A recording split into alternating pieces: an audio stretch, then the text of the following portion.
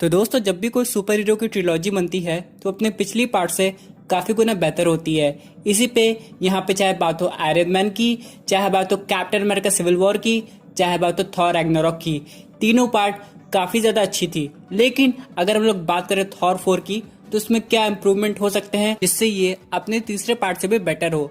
और यहाँ पे ऐसा क्या होने वाला है, क्या जेन फॉस्टर थॉर बनेगी, ये इंपॉर्टेंट है। बेटा रे बिल आएगा, ये उससे भी ज्यादा इंपॉर्टेंट है, या फिर लोकी वापस आएगा। नहीं दोस्तों, इससे भी इंपॉर्टेंट एक चीज होने वाली है जहां पे हम लोग को मल्टीवर्स से थॉर दिखाई देंगे। अब ऐसा क्यों हो रहा है, इसके पीछे एक स्पेसिफिक रीजन होने वाला है जो हम लोग इस वीडियो में आगे डिस्कस करेंगे। तो दोस्तों, कंप्लीट वीडियो को स्टार्ट करने से पहले आप लोग कर दीजिए वीडियो को लाइक और कमेंट करके ये बताइए कि थॉर को सबसे ज्यादा क्या पसंद है, स्टॉर्म ब्रेकर के म्योल्नर। साथ ही साथ जो लोग मेरे चैनल पे नए आए हैं, हमारे चैनल को सब्सक्राइब करके हमारी कॉमिक बुक टॉक फैमिली का हिस्सा बन जाइए। तो दोस्तों, मैं बात कर रहा हूँ थॉर कॉर्प्स की। अब यहाँ पे ये एक ऐसी टीम है जहाँ पे ऑल्टरनेट वर्जन के थॉर बिलोंग करते हैं एक स्पेसिफिक विलन को हराने के लिए। अब यहाँ पे इस टीम का पार्ट होने के लिए हर एक थॉर को या फिर थॉर के अलग वर्जन को वर्दी होना जरूरी है। अगर हम लोग बात करें इस टीम की, तो इस टीम का पार्ट जेन फॉस्टर भी है, बेटा रेबिल भी है और फ्यूचर किंग थॉर भी है। यहाँ तक यहाँ पे यंगर थॉर भी आया है। अब हम लोग जानते हैं कि थॉर की एज 1500 के ऊपर है, लेकिन इसके अलावा थॉर के पहले के समय का भी सीन दिखाया गया होगा। और एक और स्पेसिफिक थॉर देखने को मिलेगा जो कि एवेंजर्स की टाइमलाइन का है, जब लोकी टेसरेट लेके वहां से चला गया था। हो सकता है वो थॉर उसके पीछे चला जाए। इन सब के अलावा दोस्तों, ये टीम क्यों बनेगी, इसकी क्या इंपॉर्टेंस है, तो दोस्तों मैं आपको बताना चाहता हूँ। इस मूवी में विलन जो होगा वो होगा गॉर द गॉड बुचर। अब यहाँ पे उसको हराने के लिए सिर्फ एक थॉर से काम नहीं चलेगा, बल्कि अलग यूनिवर्स से डिफरेंट थॉर आएंगे और जब उसको हरा देंगे तो वापस अपने यूनिवर्स में जा सकते हैं। दोस्तों, इससे हम लोग को मल्टीवर्स कंफर्म होता हुआ नजर आएगा और साथ ही में हम लोग को किंग थॉर की भी एक झलक दिखाई देगी जो कि फ्यूचर के थॉर होंगे। अब यहाँ पे अगर किंग थॉर वाकई में प्रेजेंट सिनेरियो के थॉर से मिलते हैं तो उसको क्या एडवाइस देंगे और किंग थॉर का लुक कैसा होगा, और आगे जाके किंग थॉर क्या प्रेजेंट थॉर को डॉक्टर डूम के आने की वार्निंग दे सकते हैं। क्योंकि दोस्तों, ये जो स्टोरी लाइन है एवेंजर्स सीक्रेट वॉर से भी बिलोंग करती है, इसलिए दोस्तों थॉर लव एंड थंडर बहुत इंपॉर्टेंट मूवी होने वाली है। और दोस्तों, इसके बाद हम लोग को एक यंगर वर्जन का थॉर भी दिखाई देगा जिसे हम लोग वाइकिंग थॉर के नाम से जानते होंगे।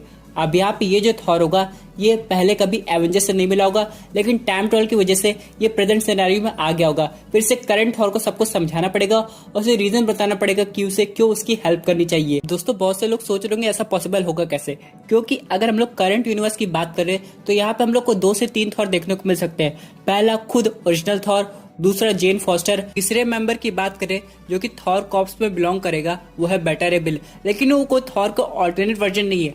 हम लोग बात करें मल्टीवर्स के थॉर की। ये कैसे पॉसिबल होगा, वो तब होगा जब लोकी टेसरैक्ट लेके आएगा। जी हाँ दोस्तों, टेसरैक्ट एक ऐसा इन्फिनिटी स्टोन है जो टाइम और स्पेस के बियॉन्ड पोर्टल्स खोल सकता है, जिसकी वजह से थॉर इस यूनिवर्स में आ सकता है। लेकिन दोस्तों, यहाँ पे एक इंपॉर्टेंट पैराडॉक्स आ रहा है जो मैं आपसे डिस्कस करना चाहता हूँ।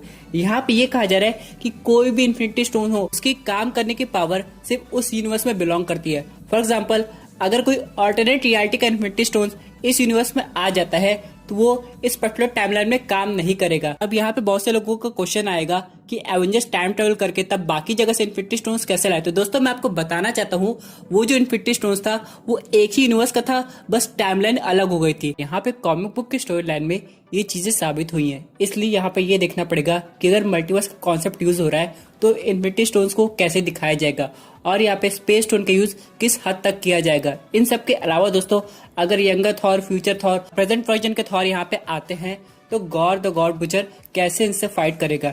इन सब के अलावा दोस्तों, यहाँ पे तब एक विलन नहीं बल्कि 2 से 3 विलन होंगे। इसी के साथ दोस्तों, यहाँ पे ये भी दिखाया गया था कि जब फेज 4 का इवेंट हुआ था तो जेन फॉस्टर ने एक म्योल्नर को होल्ड किया था। अब यहाँ पे म्योल्नर की एक स्पेशल पावर है जो अभी तक मार्वल सिनेमैटिक यूनिवर्स में दिखाई नहीं गई, जो मैं आगे डिस्कस करने वाला हूँ। ये जो म्योल्नर है ये सिर्फ थॉर की पावर को चैनलाइज नहीं करता, बल्कि बहुत सारी कॉस्मिक एनर्जी को ऑब्जॉर्ब भी कर सकता है, फिर उनको रिवर्ट भी कर सकता है। फॉर एग्जाम्पल, एक बार कॉमिक बुक में क्या हुआ था, थॉर और सिल्वर सर्फर के बीच में फाइट हुई थी तो silver surfer cosmic energy Thor के ऊपर अटैक किया था। अब यहाँ पे थॉर के म्योल्नर पूरी एनर्जी ऑब्जॉर्ब करके सिल्वर सर्फर के ऊपर कॉस्मिक अटैक किया, ना कि इलेक्ट्रिक अटैक।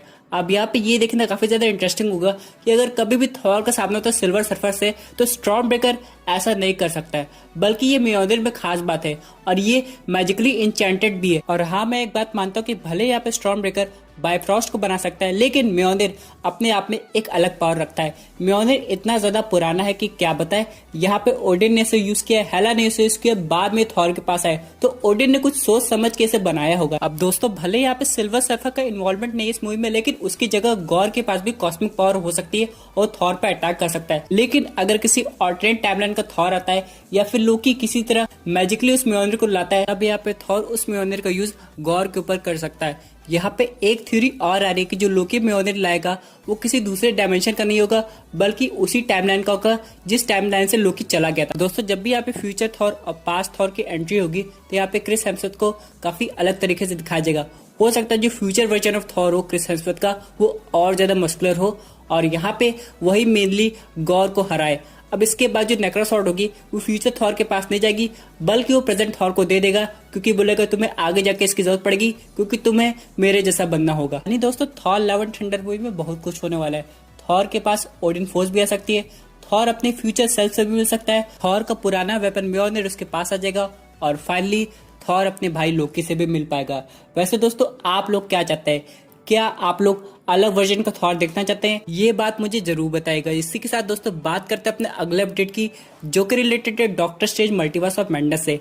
अब यहाँ पे दोस्तों नए कैरेक्टर का और इन्वॉल्वमेंट होने वाला है इस मूवी में। अब यहाँ पे हम लोग अगर बात करें वांडा विजन टीवी सीरीज की, तो हम लोग ये देखते हैं कि वांडा ऑल्टरनेट रियलिटी क्रिएट करती है। यहाँ पे उनके बच्चे भी जाते हैं जिनका नाम होता है विकन और स्पीड। अब ये दोनों का appearance doctor strange multiverse of madness में होगा तो जरूर, लेकिन ये काफी बड़े हो चुके होंगे। अब इन सब के अलावा दोस्तों, अगर यहाँ पे डॉक्टर स्ट्रेंज की वजह से या कोई और सुपर विलन की वजह से वांडा की रियलिटी डिस्टर्ब होती है, तो वांडा बहुत ज्यादा गुस्सा हो सकती है। क्योंकि दोस्तों वांडा की रियलिटी में बस विजन नहीं एग्जिस्ट करता, बल्कि उनके 2 बच्चे भी एग्जिस्ट करते हैं, इसलिए वो अपनी रियलिटी को हर हालत में प्रोटेक्ट करेगी। दोस्तों, यहाँ पे एक और ऑप्शन हो सकता है, चाहे कोई भी विलन हो, चाहे बात करें बैरन मोडो की, नाइटमेयर की या फिर मेफेस्टो की, अगर उन लोग वांडा की रियलिटी को परेशान करते हैं तो डॉक्टर स्ट्रेंज उनकी रियलिटी से विजन को, वेकन को और स्पीड को अलग कर सकते हैं, जिसकी वजह से अगर वांडा की रियलिटी खराब भी होती है तो उनके जो बच्चे हैं वो बच सकते हैं। इसके बाद वांडा डॉक्टर स्ट्रेंज की टीम में आ जाएगी मल्टीवर्स को प्रोटेक्ट करने के लिए। दोस्तों, इसी के साथ इन लोग की पावर्स भी डिस्कस कर लेते हैं। सबसे पहले हम लोग बात करते हैं स्पीड की। अब इसके नाम से आप इसकी पावर समझ सकते हैं, ये भी क्विक सिल्वर की तरह काफी तेज भागता है। लेकिन अगर हम लोग बात करें विकन की, तो इसकी पावर एग्जैक्टली वांडा जैसी है और ये भी रियलिटी को अपने हिसाब से चेंज कर सकता है और ये डॉक्टर स्ट्रेंज की काफी ज्यादा हेल्प कर सकता है और बाद में जाके ये लोग न्यू एवेंजर्स का पार्ट भी होते हैं। और दोस्तों, ये भी हो सकता है कि डॉक्टर स्ट्रेंज मल्टीवर्स मूवी के एंड में बाद में जाकर डॉक्टर स्ट्रेंज इन दोनों को ट्रेनिंग दे, क्योंकि इन्हीं लोग की वजह से डॉक्टर स्ट्रेंज मल्टीवर्स को प्रोटेक्ट कर पाएंगे, तो डॉक्टर स्ट्रेंज को लगेगा कि आगे जाके इनकी हेल्प कर सकते हैं। और इनसे रिलेटेड एक और कनेक्शन आ रहा है। हम लोग ने वोंग को डॉक्टर स्ट्रेंज पार्ट 1 मूवी में देखा था, एवेंजर्स इन्फिनिटी वॉर और एवेंजर्स एंड गेम के फाइनल सीन में देखा था, लेकिन अब वोंग का अपीयरेंस एक और फेज 4 मूवी में होने वाला है मल्टीवर्स मैडनेस के अलावा। जी हाँ दोस्तों, इनका अपीयरेंस होने वाला है शैंग-ची मूवी में। हम लोग ये जानते हैं कि शैंग-ची मार्वल का फर्स्ट एशियन सुपर हीरो होगा और इससे रिलेटेड कैरेक्टर्स पहले से एग्जिस्ट करते होंगे मार्वल सिनेमैटिक यूनिवर्स में। अब यहाँ पे भले विलन के रूप में बैरन मोडो का भी केमियो होगा, लेकिन अगर हम लोग सुपर हीरो की बात करें तो वोंग का अपीयरेंस हो सकता है। यानी कि मल्टीवर्स ऑफ मैडनेस के थ्रू अगर शैंग-ची भी आता है इस मूवी में, तो वोंग शैंग-ची को पहले से जानता होगा। इन सब के अलावा दोस्तों एक चीज और यहाँ पे जो कि रिलेटेड है इटर्नल से। अगर हम लोग देखें तो यहाँ पे हम लोग को फाइनली एजैक्स का एक्शन फिगर देखने को मिला है, जहाँ पे उसके बारे में कुछ लिखा भी है। तो ये डिस्क्राइब करता है कि एजैक्स एक स्पिरिचुअल इटर्नल है जिनके पास लोगों को हील करने की पावर है और यहाँ तक कि वो सेलेस्टियल से भी कम्युनिकेट कर सकती है। यहाँ पे जब भी इटर्नल्स को कोई प्रॉब्लम होगी और वो सेलेस्टियल्स को वापस अर्थ पे बुलाना चाहेंगे हेल्प के लिए, तो उन्हें ये काम एजैक्स के थ्रू ही करना पड़ेगा, क्योंकि वही सेलेस्टियल्स से कम्युनिकेट कर सकती है और उनकी प्रॉब्लम को अच्छे से बता सकती है। अब यहाँ पे ये देखना पड़ेगा ये सुपर पावर का यूज इटर्नल मूवी में कब होता है। ऐसे दोस्तों एक्शन फिगर के साथ इसका डिटेल लुक भी देखने को मिल गया है, लेकिन अभी भी बहुत ढेर सारे ऐसे इटर्नल है जिनका एक्शन फिगर आना बाकी है। और दोस्तों उन्हीं के बेसिस पे हम लोग ये पता चलेगा कि बाकी इटर्नल्स की पावर कैसी है। फॉर एग्जाम्पल, अगर हम लोग बात करें इटर्नल्स के लीडर इक्रिस की, तो उसकी पावर्स क्या कॉमिक एक्यूरेट है या फिर मूवीज में चेंज की जाएगी। इन सब के अलावा दोस्तों एक और क्वेश्चन आता है कि क्या एंशिएंट वन इटर्नल्स को जानती थी, क्योंकि दोस्तों मार्वल फेज 4 एकदम नई शुरुआत है, लेकिन फिर भी पास्ट सिनेरियो को कनेक्ट जरूर किया जाएगा। इसलिए अगर कभी भी डॉक्टर स्ट्रेंज टाइम ट्रेवल के थ्रू या फिर किसी और रीजन से एंशिएंट वन से बात करते हैं तो हो सकता है उन्हें इटर्नल्स के बारे में और पता चले, क्योंकि दोस्तों डॉक्टर स्ट्रेंज ही एक ऐसे सुपर हीरो है जो इटर्नल्स को नए एवेंजर्स से इंट्रोड्यूस करवा सकते हैं। तो दोस्तों ये थी एक अमेजिंग अपडेट जो कि रिलेटेड थी थॉर से और बाकी मार्वल सिनेमैटिक यूनिवर्स से। आई होप आपको ये वीडियो पसंद आई होगी। वैसे आपके क्या व्यूज है इस पर्टिकुलर टॉपिक पे, अपने व्यूज जरूर कमेंट कीजिएगा। और दोस्तों अगर आप ऐसी unique super hero content enjoy करना चाहते हैं तो हमारे चैनल को सब्सक्राइब करके हमारी सुपर हीरो फैमिली का हिस्सा बन जाइएगा। Thank you for watching.